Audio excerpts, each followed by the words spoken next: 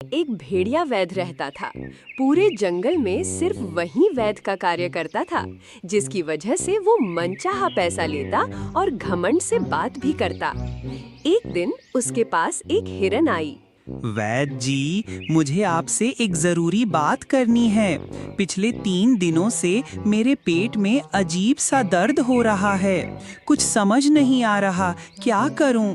नींद उड़ चुकी है, खाना भी नहीं खा पा रही हूं। आप ही कुछ कीजिए। पेट दर्द, हाँ, इस मौसम में आम है। मैं तुम्हारे लिए खास काढ़ा बना सकता हूँ, मगर इसका दाम है 5 सिक्के। हिरन के पास सिक्के नहीं थे।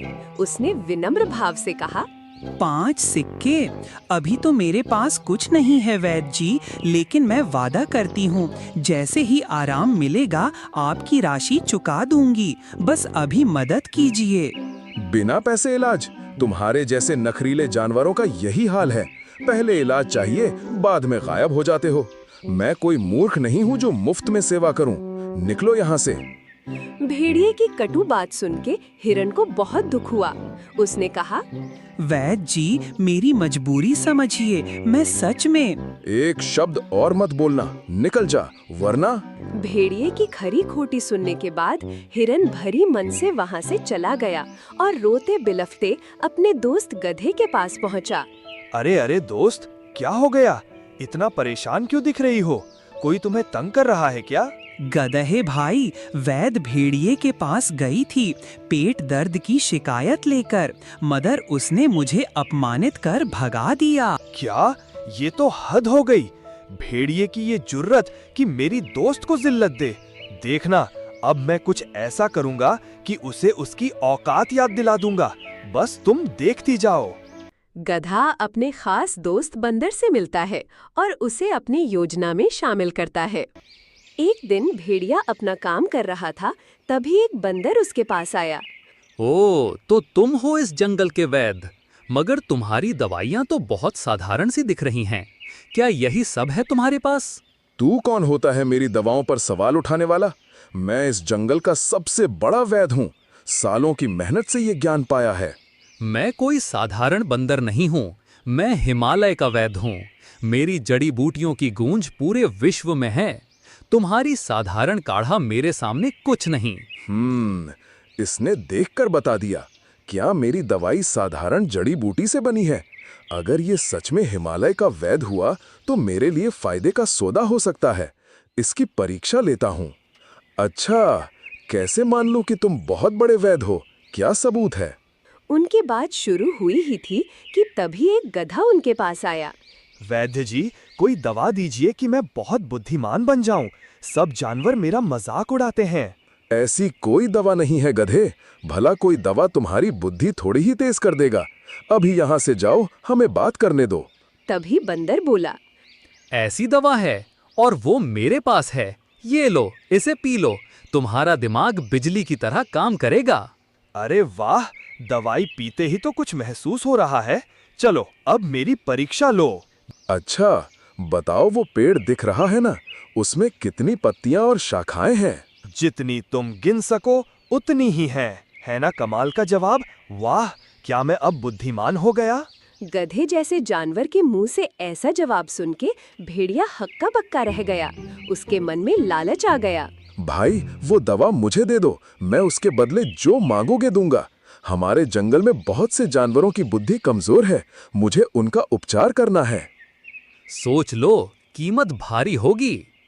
भेड़िया भारी कीमत देकर वो दवाई खरीद लेता है और सीधे राजा शेर सिंह के पास पहुंचता है। बोलो वैद्य भेड़िए, कैसे आना हुआ? महाराज की जय हो। आपके लिए खास दवा लाया हूँ। याददाश्त कई गुना बढ़ा देगी। अक्ल तो जैसे घोड़े से तेज दौड़ेगी। अच्छा, अरे वाह।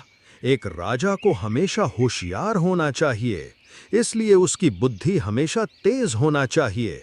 बताओ, तुम्हारी दवा की क्या कीमत लगाई है? महाराज, मुझे मात्र 100 सिक्के और जंगल में एक दुकान की जगह, ताकि मैं अपना व्यापार बढ़ा सकूं। ठीक है, तुम्हें सिक्के और थोड़ा जमीन दे दिया जाएगा। शेर वो दवाई ले लेता है और उसे पीकर आराम करने चला जाता है। मगर कुछ देर बाद शेर सिंह को पेट में तेज दर्द होने लगता है। हाय राम, कैसी दवा दी है उस भेड़िए ने, कितना पेट दुख रहा है। वो अपने सैनिकों को बुलाता है और कहता है, सैनिकों, जाओ उस वैद्य को पकड़ के लाओ।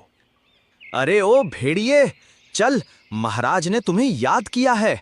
तूने जो दवा दी थी उसकी वजह से महाराज को पेट में दर्द हो रहा है, जल्दी चल। भेड़िया थोड़ा घबरा जाता है, मन में सोचता है, अरे ये क्या हो गया, शेर सिंह मुझे कच्चा चबा डालेगा, कुछ सोच, जल्दी सोच।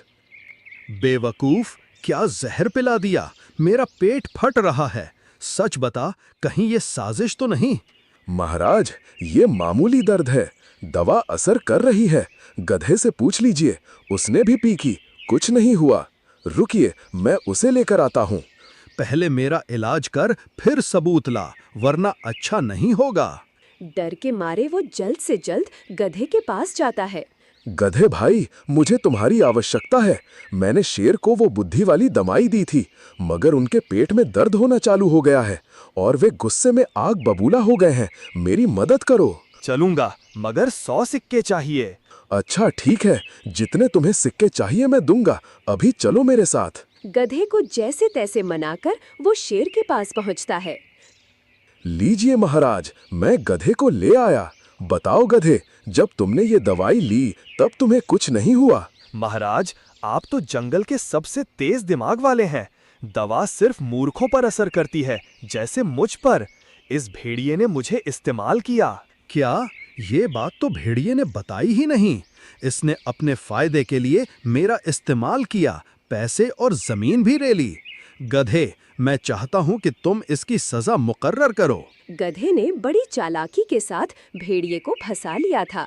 तभी हिरन भी वहां पहुंची। इसकी सजा मेरे दोस्त करेगा महाराज। इसने उस मासूम को बिना किसी मतलब के उसे जिल्लत किया है।